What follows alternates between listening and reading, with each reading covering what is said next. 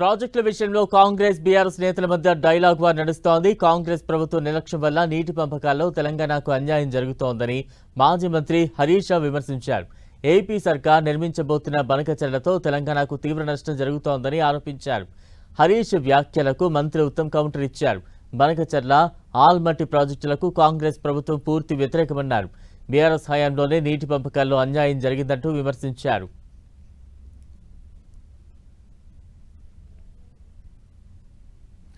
కేసీఆర్ ఏమో 9 ఏళ్లు పోరాడి కృష్ణానదిలో మా వాటా రావాలని కొట్లాడి సుప్రీంకోర్టుకు పోయి కాలుకు బలపం కట్టకుండా ఇల్లు తిరిగిండు. ఉమాభారతి గారి దగ్గరికి పోయినరు, గడ్కరీ గారి దగ్గరికి పోయినరు, షెకావత్ గారి దగ్గరికి పోయినరు, ప్రధానమంత్రి గారి దగ్గరికి పోయినరు. తన్లాడి కేసీఆర్ గారు సుప్రీంకోర్టు మెట్లెక్కి కృష్ణా ట్రిబ్యునల్ సాధించారు. ట్రిబ్యునల్ సాధించడమే గొప్ప విజయం. ఆ ట్రిబ్యునల్ ద్వారా ఆంధ్రప్రదేశ్ తెలంగాణ మధ్య నీళ్ల పంపిణీ పూర్తిగా జరగాలని, అదేవిధంగా అదే టీఓఆర్లో ఈ 80 టీఎంసీలు పోలవరంది కూడా పంపిణీ జరగాలని కూడా ఆర్డర్ తెచ్చిండు కేసీఆర్ గారు.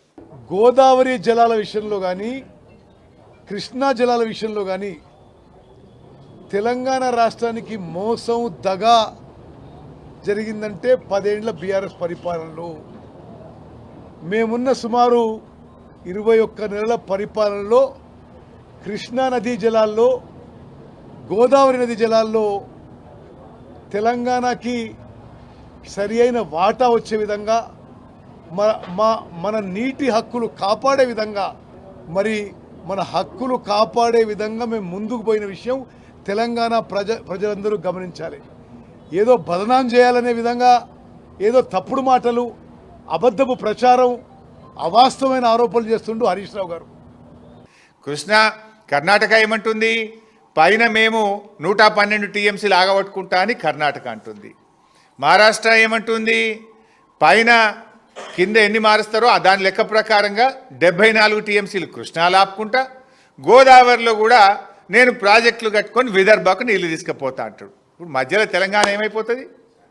శాండ్విచ్ ఖతమైపోతుంది. అంటే కింద ఇటు ఆంధ్రప్రదేశ్, అటు మహారాష్ట్ర గోదావరి నీళ్ళు తీసుకుపోతామంటుంది. పైన కర్ణాటక, మహారాష్ట్ర కృష్ణానది నీళ్ళు ఆపుకుంటామంటున్నారు. రేవంత్ రెడ్డి మొద్దు నిద్రపోతున్నాడు. కర్ణాటకలో కాంగ్రెస్ ప్రభుత్వం ఉన్నా, ఆంధ్రాలో తెలుగుదేశం ప్రభుత్వం ఉన్నా, మహారాష్ట్రలో బీజేపీ ప్రభుత్వం ఉన్నా, ఏ పార్టీ ఎక్కడ అధికారంలో సంబంధం లేదు. తెలంగాణ యొక్క నీటి హక్కులు కాపాడుకోవడానికి, కృష్ణా నదీ జలాల్లో మన వాటా కాపాడుకోవడానికి, గోదావరి నదీ జలాల్లో మన నీటి హక్కులను కాపాడుకోవడానికి ముఖ్యమంత్రి రేవంత్ రెడ్డి గారు కానీ నేను కానీ పూర్తి కట్టుబడును. చాలా సమర్థవంతంగా తెలంగాణ పాలిట బనకచెర్ల ప్రాజెక్టు పెను ప్రమాదంగా మారబోతా ఉన్నది. ఇవాళ ఆంధ్రప్రదేశ్ ప్రభుత్వం బనకచెర్లకు ఉన్నటువంటి అడ్డంకులను కేంద్ర బీజేపీ ప్రభుత్వ సహకారంతో నిబంధనలను తుంగలో తొక్కుతూ ఒక్కొక్కటిని అధిగమిస్తూ ముందుకు పోతూ ఉంది. కానీ ఈ రాష్ట్ర ప్రభుత్వం, ఈ రాష్ట్రంలో ఉన్న కాంగ్రెస్ ప్రభుత్వం రాష్ట్ర ప్రయోజనాలు కాపాడాల్సింది పోయి, రాష్ట్ర హక్కుల కోసం పోరాటం చేయాల్సింది పోయి, నిమ్మకు నీరెత్తినట్టుగా రేవంత్ రెడ్డి ప్రభుత్వం వ్యవహరిస్తూ ఉంది. బంకచెర్ల ప్రాజెక్టుకి తెలంగాణ ప్రభుత్వం, కాంగ్రెస్ ప్రభుత్వం అందరం వ్యతిరేకం. అన్ని విధాల చర్యలు తీసుకున్నాము. మేము స్వయాన కేంద్ర ప్రభుత్వానికి వర్బల్గా చెప్పినాం, లిఖితపూర్వకంగా చెప్పినాం.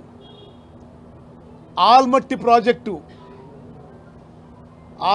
ప్రాజెక్టు ఎత్తు పెంచడానికి మేము వ్యతిరేకం.